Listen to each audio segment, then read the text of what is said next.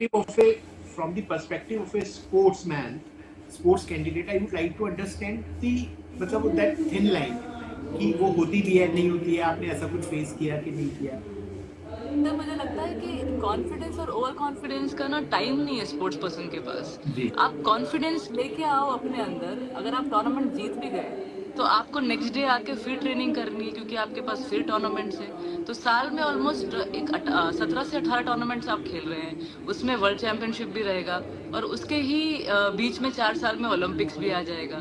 And then आपके every year इतने बड़े बड़े टूर्नामेंट्स है कि आप उतना ज्यादा कॉन्फिडेंट या ओवर कॉन्फिडेंट नहीं हो सकते हैं, वरना आपका जो एक एटीट्यूड है, आपका एक बिलीफ है कि आप कुछ बनना चाहते हैं, बेस्ट बनना चाहते हैं वर्ल्ड में, तो अगर आप ओवर कॉन्फिडेंटली उसको लेके चलेंगे तो कहाँ आप उतने घंटे दे सकेंगे। तो आपके माइंड में ये रहना है कि आज मैं अगर टूर्नामेंट जीत भी गई जी तो मुझे नेक्स्ट डे जाके ट्रेनिंग करनी है, क्योंकि जो प्लेयर्स फर्स्ट राउंड हार जाते हैं वो नेक्स्ट डे जाके अपने कोचेस का सुन के 6 बजे सुबह ट्रेनिंग स्टार्ट कर देते हैं। तो आई थिंक एक विनर को और एक फर्स्ट राउंड लूजर में कोई ज़्यादा डिफरेंस नहीं है। ऑफकोर्स आप ट्रेनिंग हार्ड करते हैं, आप जीतने का सोचते हैं, कुछ प्लेयर्स बहुत लकी होते हैं कि टूर्नामेंट जीत जाते हैं, और कुछ जो अच्छी मेहनत भी करते हैं उनका शायद गेम उस लेवल पे नहीं है कि वो फर्स्ट सेकेंड राउंड भी क्रॉस करे, लेकिन उनकी जो मेहनत करने का एक एटीट्यूड है वो खत्म नहीं होता है। ना चाइना में ऐसा देखा मैंने, ना जापान प्लेयर्स के साथ ऐसा देखा। सब लोग नेक्स्ट डे सुबह आके 6 बजे ट्रेनिंग करने के लिए शुरू हो जाते हैं। बट मैंने ये इनिशियली जब मैंने फर्स्ट 2 टूर्नामेंट्स खेले या इंटरनेशनल लेवल पे खेला, थोड़ा मुझे लगा कि हाँ मैं जीतने लग गई, मैं फर्स्ट प्लेयर हूँ जो इंटरनेशनल लेवल पे या सुपर सीरीज टूर्नामेंट जीत रही हूँ, या मैं 4 स्टार टूर्नामेंट जीत रही हूँ, तो मुझे थोड़ा सा कॉन्फिडेंस या ओवर कॉन्फिडेंस लगने लगा। लेकिन वो काफ़ी दिन ऐसा यूज टू नहीं हुआ, क्योंकि मुझे लगा कि मेरे 20 दिन में फिर से एक टूर्नामेंट है, मुझे जीतना है। चाइना वाले प्लेयर्स मुझसे बेटर ट्रेनिंग कर रहे होंगे, जापान वाले मुझसे बेटर ट्रेनिंग कर रहे होंगे। तो ये सब चीज़ें मैं बहुत लकी थी कि जो मेरे कोच ऑब्वियसली गोपी सर, मेरे पेरेंट्स ने हमेशा मुझे ग्राउंडेड रखा और ये मुझे बताते रहे कि तुझे और टूर्नामेंट जीतने हैं, आगे और मैचेस आने वाले हैं, तो अच्छी ट्रेनिंग करनी पड़ती है रेगुलरली। एंड आप जैसे एक ड्रॉप शॉट खेलते हैं या एक स्मैश खेलते हैं, तो एवरी डे आप उसको 1000 बार 2000 बार या कितने हजार बार उसको रिपीट करना होता है ताकि आप बेस्ट बन सके।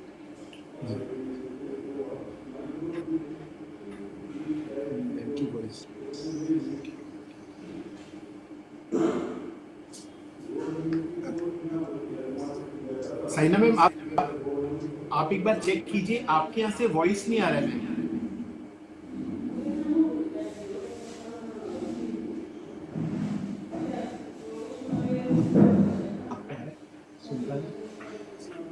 साइना मैम, आपके पास वॉइस की प्रॉब्लम है शायद अभी। अच्छा, बीच में कुछ सेकंड्स के लिए वॉइस की प्रॉब्लम थी। सॉरी सर, मैं ये बोल रही हूँ कि कॉन्फिडेंस भी रखना चाहिए सर, और ओवर कॉन्फिडेंस भी थोड़ा होना चाहिए डेफिनेटली, अगर आप बेस्ट है, टॉप 10 में है। लेकिन इतना नहीं होना चाहिए कि अगर आप जैसे अगर और ज्यादा ही लो है कॉन्फिडेंस में तो कैसे परफॉर्म करेंगे। एक लेवल पे कॉन्फिडेंस जरूर होना चाहिए ताकि आपको वो बिलीफ हो कि मैं जीत सकती हूँ, हर एक टूर्नामेंट बेटर कर सकती हूँ, और मैं ट्रेनिंग ऐसा करूंगी कि जो मैं अपोनेंट्स को हरा सकूं या उनसे बेटर हो सकूं। लेकिन ऐसा नहीं हो जाए कि आप जाके ट्रेनिंग ही ना करें और बैठ के सोचे कि मैं बेस्ट हूँ, तो फिर तो रिजल्ट्स आएंगे ही नहीं सर। तो आई थिंक माइंड में हमेशा थोड़ा सा बैलेंस होना चाहिए दोनों चीजों का, और ये मेक श्योर करना चाहिए कि अगर आप 10 कर रहे हो तो आपका अपोनेंट 15% कर रहा होगा डेफिनेटली। जी मैम, बहुत हाई प्रेशर मैच होते हैं आपके पास, मतलब किसी भी स्पोर्ट्स में, खास तौर से आपके करियर में बहुत हाई प्रेशर मैच है। आप उस सिचुएशन को कैसे डील करते थे, और आज की जनरेशन को क्या कहना चाहते हैं जो बिल्कुल भी प्रेशर नहीं लेना चाहते? मैं यही बोलूंगी सर, थोड़ा सा जनरेशन में थोड़ा सा मुझे लगता है कि इतना पुश करना नहीं चाहते हैं आजकल के जो बच्चे हैं। थोड़ा 10-15 ईयर्स पहले मैंने देखा है कि काफी हद तक हर एक प्लेयर मतलब सबके पास खेलने का बहुत मन किया करता था, बाहर जाके कोई ना कोई स्पोर्ट खेलने का मन किया करता था। आजकल के जो बच्चे हैं, इनफैक्ट मेरी खुद की जो नीस है वो 12-13 ईयर्स की है, और उसको अगर बोला जाए कि आप जाके 3-4 राउंड लगा लो नीचे, रनिंग कर लो या अपना वेट लूज करो, तो वो बोलते हैं मेरा नी पेन हो रहा है, मुझे नहीं जाना है, या फोन पे लगे रहते हैं या मेकअप लगाते रहते हैं। तो मुझे ना एज अ स्पोर्ट्स पर्सन थोड़ा थोड़ा सा लगता है कि यार स्पोर्ट्स से ज्यादा अच्छी कोई चीज है नहीं, क्योंकि जो आपको फेम और जो आपको एक प्राउड फीलिंग आता है अपने कंट्री रिप्रेजेंट करने का, और इतने सारे लोग आपको इंस्पिरेशन मानते हैं, इतने सारे लोग आपके लिए प्रे करते हैं, आपको प्यार करते हैं अगर आप अच्छा करते हैं, तो मैं चाहती हूँ कि हर एक पर्सन स्पोर्ट्स पर्सन बने और ट्राई तो करे। क्योंकि काफी बच्चे 10th 11th के बाद सोचते हैं कि मैं पढ़ाई कर लूं, शायद स्पोर्ट्स में नहीं होगा, लेकिन अगर आपने रिस्क नहीं लिया तो मतलब आप नॉर्मली पढ़ाई तो सभी कर लेते हैं। देखिए 10th में मैं 5 दिन गई स्कूल में, सीबीएसई था मेरा, जी और मेरे को 70% फिर भी आ गए, तो मैम, मुझे नहीं लगता कि मैम कोई फेल होगा। ये ऐसा नो साइना में भी मैसेज गलत हो जाए और बच्चे 5 दिन स्कूल जाके आप टैलेंटेड थे इसलिए। नहीं नहीं सर, ऐसी बात तो नहीं है। मुझे लगता है फेल होना बहुत डिफिकल्ट है और पास होना फिर भी हो जाते हैं लोग, पास तो हो जाते हैं, जी फेल होना डिफिकल्ट होता है। लेकिन वो 5 दिन की जो आपकी स्टेटमेंट है, अगर आप रिवाइज करके इसको 15-20 कर देगी तो बच्चे को ज्यादा दिन स्कूल चलेंगे। नहीं सर, आजकल तो ट्यूशन भी काफी हद तक होने लगे हैं और आई थिंक बहुत इजी है। उस टाइम पे तो मैंने इतना सोचा नहीं इन चीजों के बारे में, क्योंकि मुझे लगा कि शायद मेरा जो मेरा करियर है, या मैं ओलंपिक्स के बारे में सोच रही हूँ। मैंने पहले ओलंपिक्स 18 साल में खेला था सर, और मैं 15 में ऑलरेडी कॉमनवेल्थ गेम्स खेल रही थी, तो मैं 10th 11th में थी। तो आजकल के बच्चे आई अंडरस्टैंड काफी सोचते हैं कि हमें कब रिजल्ट्स आएंगे, रिजल्ट जल्दी आ जाए, क्योंकि इतने सारे बैडमिंटन प्लेयर्स हैं जो टॉप 50 में है अब, और सबके सब गोल्ड मेडल जीत रहे हैं, वर्ल्ड चैंपियन है, वर्ल्ड नंबर 1 है। तो अब जो जनरेशन है ना, उनके पास इतना इजीली एक टारगेट है कि हम वर्ल्ड नंबर 1 बन सकते हैं क्योंकि साइना बनी या श्रीकांत बना, हम वर्ल्ड चैंपियन बन सकते हैं क्योंकि सिंधु बनी, फिर हमारे पास एशियन गेम्स गोल्ड मेडलिस्ट हैं, चिराग सात्विक है, मैंने ब्रॉन्ज मेडल जीता। तो इतने सारे मेडल्स आ रहे हैं ना हमारे पास सर, कि वो बच्चे सोचते हैं कि कल ही जीत जाएंगे हम। तो उसके लिए एक प्रोसेस होता है, थोड़ा सा टाइम लगता है, इतना सारा सेक्रीफाइस होता है। पेरेंट्स में एक पागल पेरेंट होता है जो आपके पीछे पड़ा रहता है और आपको थोड़ा सा इतना पुश करता है कि आपको ऑब्वियसली गुस्सा आता है कि मैं किस फील्ड में हूँ, मैं क्या कर रहा हूँ। लेकिन if I look back and thinks है, जब मैं पोडियम पे खड़ी हूँ ओलंपिक मेडल के साथ, या एशियन गेम्स मेडल के साथ, या वर्ल्ड चैंपियनशिप मेडल के साथ, या वर्ल्ड नंबर 1 बन के, अब मैं सोचूं तो मुझे लगता है कि आजकल के बच्चों को भी थोड़ा सा ऐसा स्ट्रिक्टनेस चाहिए, क्योंकि इतना प्राउड फीलिंग आता है when so many girls come up to me and they want to play badminton, boys बोलते हैं हमें खेलना है, और एकेडमीज कम है, कोचेस कम है। थोड़ा दुख होता है मुझे इन चीज़ों का, लेकिन आजकल की जनरेशन को मैं बस यही बोलना चाहती हूँ, अगर फ़ोन को थोड़ा साइड में रख के अपना ज़्यादा टाइम आप, ऑब्वियसली पढ़ाई तो ज़रूर इम्पॉर्टेंट है, सबको कुछ ना कुछ लाइफ में बनना है, हमारे पास इतने सारे इंजीनियर्स हैं, डॉक्टर्स हैं, लेकिन मैं ये चाहती हूँ कि एटलीस्ट 1-2 घंटा ग्राउंड में जाइए, थोड़ा सा अपने आप को फिट रखिए, हेल्दी रखिए, बहुत इंपॉर्टेंट है ये। And after 10th 11th you can definitely think of कि मुझे क्या ये स्पोर्ट प्रोफेशनली लेना है या नहीं लेना है। वो ऑब्वियसली आप डिसाइड कर सकते हैं, आपके जो पेरेंट्स हैं वो डिसाइड कर सकते हैं, और आपके जो कोचेस हैं वो डिसाइड कर सकते हैं। क्योंकि जब मैं 9-10 ईयर्स की थी, मैं इतना मेहनत करती थी, इतना अच्छा खेलने को ट्राई करती थी कि मेरे कोच ने मेरा नाम वर्ल्ड चैंपियन फीड कर दिया था एट द एज ऑफ 10, और मैं बनी। ऑब्वियसली वर्ल्ड चैंपियनशिप फाइनल्स मैंने 2015 में खेला, मैं वर्ल्ड नंबर 1 बनी 2015 में, और उसने मेरा 2001 में मेरा नाम वर्ल्ड चैंपियन फीड कर दिया था अपने फोन पे। तो मतलब ऐसा आपको पता चल जाएगा कौन सा प्लेयर कौन से लेवल पे खेल सकता है। डेफिनेटली हम एज ए कोच उसको फाइंड आउट कर सकते हैं, और अगर उस प्लेयर को अच्छा सपोर्ट मिला, और अब तो इतने सारे ऑर्गेनाइजेशंस आ गए हैं जो प्लेयर्स को फंड कर रहे हैं, हेल्प कर रहे हैं, और फ्यूचर में इतने अच्छे स्पॉन्सरशिप्स आ रहे हैं कि सब प्लेयर्स को चांस है, सब बच्चों को चांस है कि वो कुछ कोई भी स्पोर्ट, बैडमिंटन ही नहीं, कोई भी स्पोर्ट प्रोफेशनली ले सके, क्योंकि इतना सारा अवेयरनेस हो गया है थैंक्स टू मीडिया ऑल्सो, कि वो इतना दूसरे स्पोर्ट्स को भी सपोर्ट कर रहे हैं जैसे वो क्रिकेट को कर रहे हैं। तो इट्स पॉजिटिव साइन। लेकिन मैं यही बोलूंगी एज ए स्पोर्ट्स पर्सन, एक अलग ही बड़ा फीलिंग आता है, जैसे आप आर्मी ऑफिसर्स को देखते हैं कि वो कंट्री के लिए इतना कुछ करते हैं, तो एक स्पोर्ट्स पर्सन को भी ऐसा मौका मिलता है कि आप कंट्री के लिए कुछ बड़ा करें। मुझे तो उससे बड़ा कुछ फीलिंग लगा नहीं, और मुझे उससे आई थिंक ज़्यादा कुछ प्राउड फीलिंग लगा नहीं। तो I definitely hope and pray के जो फ्यूचर जनरेशन है, जो आने वाली जनरेशन है, स्पोर्ट्स पे भी बहुत ध्यान दे, अपनी हेल्थ पे ध्यान दे, जंक फूड कम खाए, क्योंकि बाद में पता चलता है कि थोड़ा कितना आपका पेट सफ़र करेगा बाद में। लेकिन आई कैन ओनली से कि जितना टाइम हो अपने आप को हेल्दी रखिए। मैम, आपकी 2-3 बातों से मुझे कुछ लिबर्टी मिल गई है कुछ बोलने की। मैं वो बोलूं कि ना बोलूं। तो मैं सबसे पहले तो हरवीर सिंह, आपके पापा जी को बहुत थैंक यू देना चाहता जी हूँ। उषा मैम को बहुत थैंक यू करना चाहता हूँ। अभी आपने बोला कि एक पागल पेरेंट होना चाहिए, पर आपके पास तो 2 थे, सेट जी ऑफ पेरेंट। जी तो क्या एक पेरेंट के पागल होने से काम चल जाता है मैम? जी डेफिनेटली सर, मुझे लगता है क्योंकि पापा, वरना मैं, हमारे पास उस टाइम पे पैसा नहीं था सर इतना कि हम बैडमिंटन जैसा गेम खेल सके। Badminton is also become very expensive no. जी। आपको मंथली एक 20 से 25 हजार लेके चलना पड़ता है, रैकेट खरीदने पड़ते हैं, शटल्स खरीदने पड़ते हैं, शूज खरीदने पड़ते हैं। तो पापा फिजियो को पे तो जाना। नौकरी नौकरी करनी थी, पापा को तो टूर्नामेंट जाना है, तो जी। वो सब के लिए, और मम्मी को मेरे साथ भेजते थे। जी। तो वो सब इतना सोच के पापा ने मतलब ऐसे गेम में मुझे डाला, तो कितना उन्होंने सेक्रीफाइस किया होगा कि वो थोड़ा बहुत सपोर्ट अपने फ्रेंड से ले लेते थे, थोड़ा हेल्प, और या बैंक से थोड़ा बहुत लोन ले लेते थे। और 9 to 5 की जॉब तो करनी ही पड़ती थी, क्योंकि उनका एक सपना था। मे बी मैंने कभी उनसे पूछा कि पापा आप मुझे इतना सपोर्ट क्यों करते हैं स्पोर्ट्स में, क्योंकि आप तो एक साइंटिस्ट हैं और इतने बिजी रहते हैं। तो पापा ने मुझे बहुत साल के बाद बोला कि मुझे एक हॉकी प्लेयर बनने का सपना था, लेकिन मैं वो नहीं बन सका। और जब मैंने देखा कि आप मतलब मुझे ऑब्वियसली थोड़ा द रेस्पेक्ट दिया पापा ने, तो बोले कि अगर आप कुछ अच्छा प्लेयर बनना चाहती हैं तो मैं आपको सपोर्ट करना चाहता हूँ। और मेरा सपना जो पूरा नहीं हो सका, मैं चाहता हूँ कि तू अपना सपना पूरा कर। और उसके लिए मैं कोई भी सपोर्ट जैसे उन्होंने किया। अब इफ आई लुक बैक, एक ऐसे एक्सपेंसिव गेम में मुझे डाला और कभी कंप्लेंट नहीं करी। इतने सारे रैकेट्स मैंने खो दिए होंगे बचपन में, ऑटो में सो जाती थी, बस में सो जाती थी, शटल्स मैंने इतने सारे घुमा दिए होंगे। तो मुझे कभी गुस्सा नहीं किया उन्होंने। ऑब्वियसली थोड़ा फील तो हुआ होगा, लेकिन उन्होंने हमेशा मुझे सपोर्ट किया। एंड ही मेड श्योर कि मैं एक ऐसा प्लेयर बन सकूं जो कंट्री याद रखे। और अभी मैं उनसे बात करती हूँ तो ही गेट्स इमोशनल। उन्हें लगा कि पता नहीं क्या सोच के हमने इस गेम में डाला।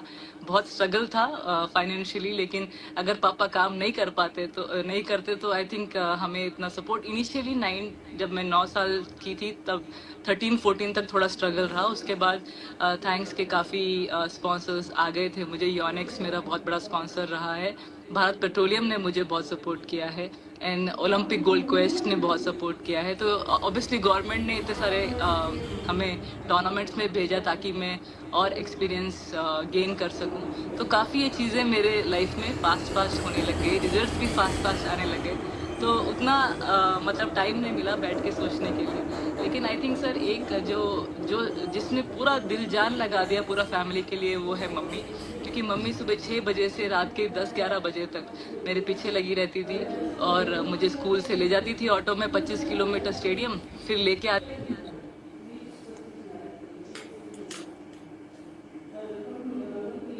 उसे, फिर ले जाती थी शाम में 25 किलोमीटर, फिर लेके आती थी। और रात में जब मैं बोलती थी मम्मी मुझे पैरों में दर्द हो रहा है, तो वो बैठ के मेरे लेग्स में मसाज करती थी।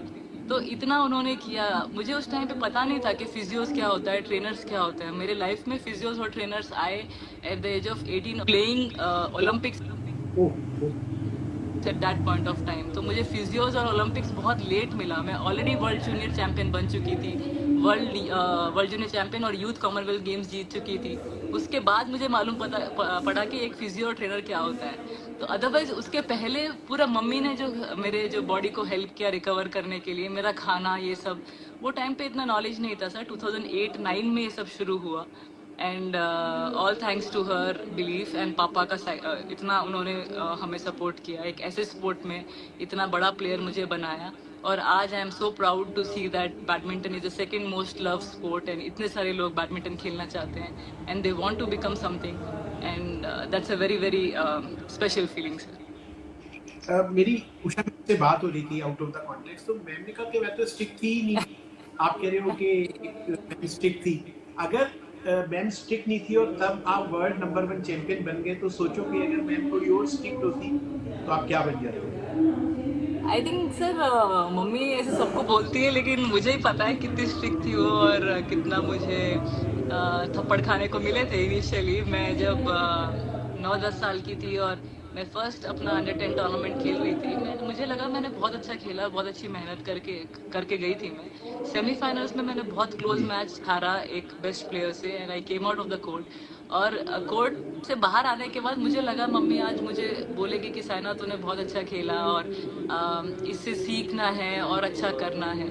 और मेरे सब फ्रेंड्स बैठे थे कोर्ट के बाहर and they were just looking at me and my mother, क्योंकि उनको पता था कि हाँ, उनको पता था कि मम्मी थोड़ी स्ट्रिक्ट है तो वो क्या बोलेगी साइना को, और हम भी सुनते हैं, हम भी कुछ अच्छा करेंगे। एंड मैच से निकलने के बाद इमीडिएटली मम्मी ने मुझे खींच के एक थप्पड़ मारा सब फ्रेंड्स के सामने।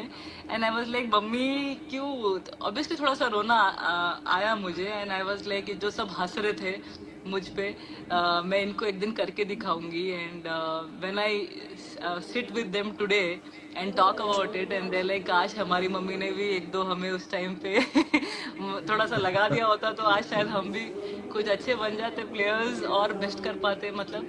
And mummy is very very strict sir game के मामले में या कुछ अच्छा करने की अगर जो चीज़ जहाँ पे फील्ड मतलब जैसे मेरी बहन को पढ़ाई में या मुझे ज़्यादा स्पोर्ट्स पे ध्यान दिया तो शी वॉज समवन कि मेरे बच्चे ऑब्वियसली सब पेरेंट्स ऐसे ही चाहते हैं कि हम साइना बेस्ट हो।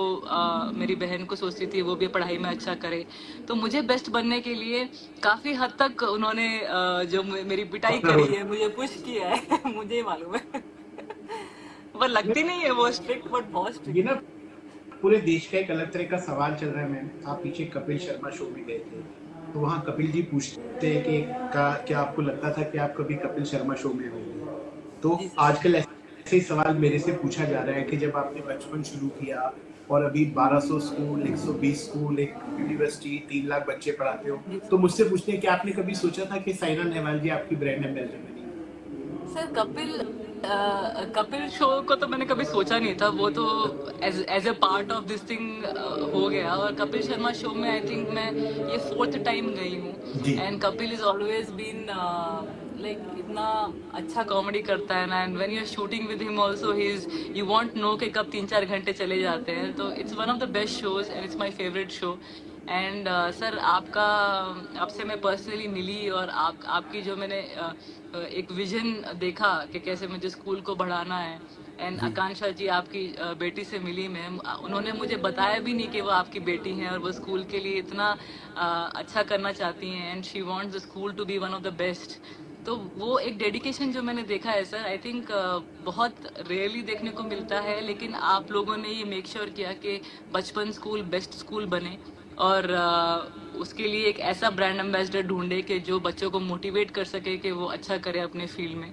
मैं ये नहीं बोलती कि सिर्फ स्पोर्ट्स में ही आप आइए और दिल जान लगा दीजिए, बट जिस भी फील्ड में आप पढ़ाई बेस्ट करें तो आप सोचिए कि आपको पढ़ाई में नंबर 1 आना है, मतलब दूसरों से बेटर होना है। तो ऐसा कोई ब्रांड एम्बेसडर बने जो आई थिंक बेस्ट बच्चों को बेस्ट होने के लिए एडवाइस दे और वो वैसा कर सके। तो I am thankful to you कि आपने मुझे चुना और मैं अगर बच्चों को कितना भी अगर मैं मोटिवेट कर सकी और उनको ये आगे बढ़ने का और मोटिवेशन दे सकी तो इससे अच्छी और क्या बात हो सकती है। एंड आप लोग हैं जो उनको गाइड कर रहे हैं और आपसे अच्छे मेंटोर भी नहीं हो सकते हैं। आप बहुत ही अच्छी तरह से गाइड कर रहे हैं आप दोनों इतने सारे बच्चों को।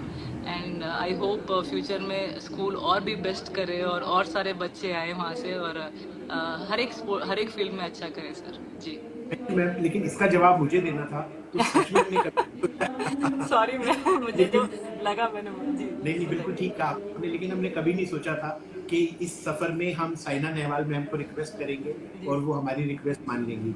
मैम आपके designs, posters, social media approach हम अपने बच्चों को जो मोटिवेशन करने के लिए देश भर में कर रहे हैं वो आपको अक्टूबर को देखने को मिलेगी जब हम लोग एक दिन और आपको परेशान करेंगे। तो पूरे देश में इस बात की चर्चा है कि कैसे मेरे बच्चे, मतलब हर मम्मी हमारे स्कूल में आके बोल रही है कि इसको साइना ही बनाना है। तो I am at school, I am at Saina, बहुत बड़ी इस तरह की ये पूरी एडवर्टाइजिंग और डिटेलिंग चल रही है। मुझे उम्मीद है कि आपके हमारे साथ होने से बहुत सारे बच्चों को फ़ायदा होगा, उनकी फैमिलीज़ में, उनके बच्चों की लाइफ में, टीचर्स के साथ, स्कूल्स में लगातार ये एस्पिरेशंस खड़ी हो सकती हैं कि कैसे हम अपने बच्चों को कामयाब करें। Ma'am which is your cheat meal में? मैं चीट मील मुझे आलू पराठे बहुत पसंद है। हरियाणवी हूँ तो आलू पराठे पनीर ये सब बहुत अच्छा लगता है सर। और उसके साथ साथ समोसा या पानी पूरी बहुत अच्छा लगता है मेरे को। जलेबी बहुत अच्छी लगती है। लेकिन अगर आपको बेस्ट होना है तो ये सब चीज़ें सेक्रीफाइस करनी पड़ती हैं। लेकिन once in a week cheat तो कर ही सकते हैं आप। आई थिंक ये ध्यान में जरूर रखना पड़ता है क्योंकि जो आपके अपोनेंट्स हैं वो भी ट्राई कर रहे हैं कि आपसे बेस्ट रहे, आपसे बेटर रहें। तो वो कभी कभी जो आजकल जो खाना हो गया ना बहुत, वो भी स्ट्रिक्ट हो गया है। पहले तो इतना ध्यान नहीं देते थे, ये भी लास्ट 10-15 ईयर्स से खाने का बहुत ज़्यादा इंपॉर्टेंस बढ़ गया है स्पोर्ट्स में। क्योंकि हर एक प्लेयर अलर्ट रहता है कि उनको इन्फ्लेमेशन ना हो जाए गलत खाना खाने से, या मसल टाइटनेस ना हो जाए। क्योंकि ज़्यादा कार्बोहाइड्रेट्स खाते हैं या ज़्यादा ऑयली खाना खाते हैं तो कभी कभी ज़्यादा इन्फ्लेमेशन हो जाता है बॉडी में, फिर मसल टाइट हो जाते हैं, आपको लेजी लगता है। तो खाने का जो महत्व है बहुत ज़्यादा है स्पोर्ट्स में। तो you have to really be careful कि आप क्या खा रहे हैं। तो मुझे वैसे ये सब खाने बहुत पसंद है, लेकिन आई मेक श्योर कि उसको हफ्ते में एक ही बार खाऊं तो और लिमिट में खाऊं तो अच्छा रहे। नहीं तो कोर्ट पे मूवमेंट नहीं आता है सर, हैवी हैवी लगता है। अदरवाइज मैं जो नॉर्मल मैं एक अच्छा कुक हूँ और जी बहुत सारी तरह का खाना बना लेता हूँ। जी सर। तो अगली बार जब आप दिल्ली होंगे तो पानी पूरी तो वादा मैं नहीं कर पाऊंगा, बट आलू के पराठा आप एक बार मेरे हाथ का ट्राई करना, जी सर, आपको अच्छा। डेफिनेटली कभी भी आलू पराठा तो मेरा फेवरेट है। Thank you. जी सर, कुछ रैपिड चलते हैं। डेफिनेटली। चाय या कॉफी? चाय या चाय चाय चाय चाय। हरियाणा से आते हो आप, चूरमा या डोसा? आ, चूरमा डोसा पसंद है सर, डोसा अच्छा लगने लगा है। डोसा नहीं। हरियाणा और हैदराबाद? हैदराबाद ने मुझे चैंपियन बनाया है सर। तो मैं आई थिंक जितना भी थैंकफुल हूँ हैदराबाद को वो कम है। बट हरियाणा में पैदा हुई, सो आई एम हैप्पी कि जो हरियाणा का ब्लड है स्ट्रांग ब्लड है और काफ़ी स्ट्रांग बॉडी लकीली आया है मुझे। तो इंजरीज भी काफ़ी लेस हुई है करियर में। लेकिन जितना भी मैं कुछ अचीव कर सकी तो आई थिंक वो एक हरियाणवी ब्लड और बॉडी की वजह से है। लेकिन जितना भी मुझे करियर में हैदराबाद ने दिया है वो बहुत ज़्यादा है। और हैदराबाद विंस। जी जी, हैदराबाद। एसआर के और सलमान खान? हाँ, एसआर के फॉर श्योर। बचपन से एसआर के बहुत बड़ी फैन रही हूँ और अच्छा लगता है वो जब भी मूवीज करते हैं तो एसआर के। मैं ऑप्शन थोड़ी खराब दे रहा हूँ, क्रिकेट और football? Football badminton? Definitely, football for sure, क्योंकि फुटबॉल मुझे बहुत पसंद है देखना। लेकिन क्रिकेट को आप अवॉइड भी नहीं कर सकते, सब जगह दिखता है वो क्रिकेट और आपको देखना ही पड़ता है। लेकिन क्रिकेट सब बॉयज़ का फेवरेट गेम है और मुझे भी बहुत अच्छा लगता है। एंड जितना हम अभी रिसेंटली वर्ल्ड कप भी देखा, बहुत अच्छा खेले एंड उनका जो सेलिब्रेशन था वो भी बहुत अच्छा था। तो cricket is obviously number 1 sport in our country. लेकिन फुटबॉल देखना बहुत अच्छा लगता है। मैम लेकिन ना आप बहुत बैलेंस बना के चल रहे हैं। आप अपने हरियाणा के वोटर्स को भी खराब नहीं करना चाहते हैं और हैदराबाद को भी बनाए रखना चाहते हैं। आप क्रिकेट के प्रति भी आप बहुत साफ साफ जवाब नहीं दे रहे। नहीं, मैं क्या करूँ सर, और मैं फुटबॉल फुटबॉल देखना पसंद है। फुटबॉल देखना बहुत पसंद है सर जी। Ma'am are you a morning person और लेट नाइट ऑल? देखिए सर, मैं एक बैलेंस्ड पर्सन हूँ। मुझे 8-9 बजे उठना अच्छा लगता है। और नहीं, मैं क्या बोल रहा हूँ सर, रात में 11 बजे के बाद नींद तो आ जाती है मुझे। तो नाइट पर्सन तो नहीं हूँ मैं, फिर मॉर्निंग पर्सन ही बोल सकते हैं आप। कि 9 बजे उठ के मैं अपना जो भी एक्टिविटी है, मेरे एक्सरसाइजेस हैं, वो सब मैं करती हूँ। और 11 बजे के बाद मुझसे नहीं होता सर। तो आई थिंक मॉर्निंग पर्सन होगी। जी। कोच और supportive coach? Supportive coach for sure, क्योंकि मुझे I think I have been such kind of a student जिसको ज़्यादा डांट खाने को नहीं मिला। मतलब ऑब्वियसली मम्मी से इनिशियली बहुत मैंने डांट खाई होंगी, लेकिन coaches have always been very supportive. उनको मेरी जो हार्डवर्क है, मेरा जो काम बहुत पसंद आता था। इनफैक्ट काफ़ी तो कोचेस बोलते थे सारा थोड़ा कम प्रैक्टिस करेगी तो भी चलेगा, तो बहुत ज़्यादा पुश करती है। तो कोचेस तो always been very very supportive, कभी मुझे डांट खाने को नहीं मिला। And I think because obviously मैं अच्छी स्टूडेंट रही हूँ उनके लिए। बाकी I think supportive coach sir. Yes. Long hair और शॉर्ट हेयर? शॉर्ट है, शॉर्ट है डेफिनेटली। मतलब इतने। जी सर, दैट्स जी।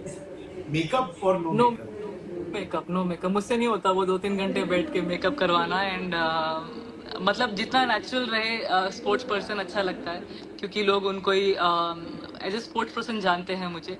लेकिन ऑफ कोर्स आई अंडरस्टैंड कि हमें काफ़ी शोज़ में या शूट्स में जाना पड़ता है, तो थोड़ा बहुत अच्छा भी लगना पड़ता है, तो वो भी काम ज़रूरी है। लेकिन मुझे मेकअप बिल्कुल पसंद नहीं है जी।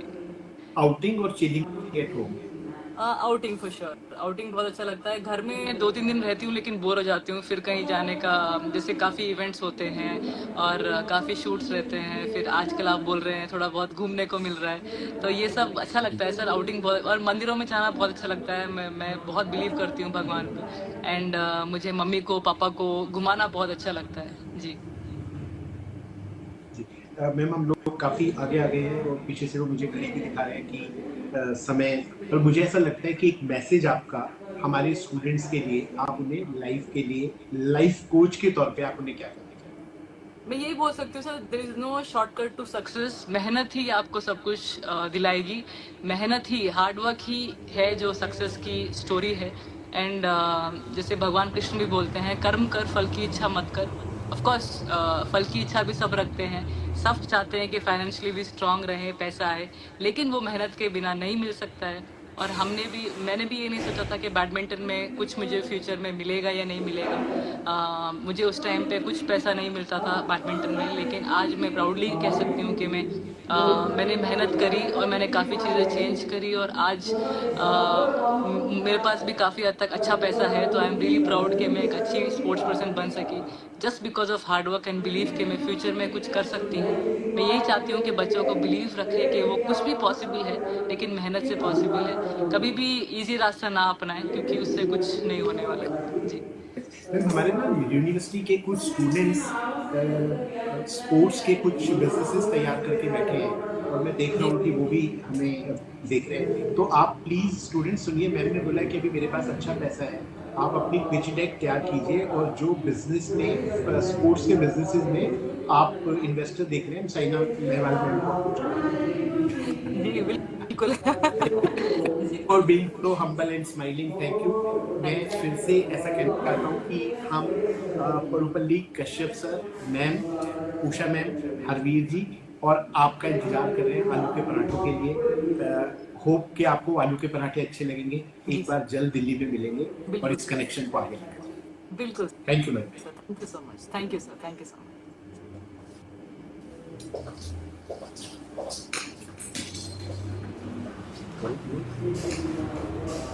ठीक हो गया जी।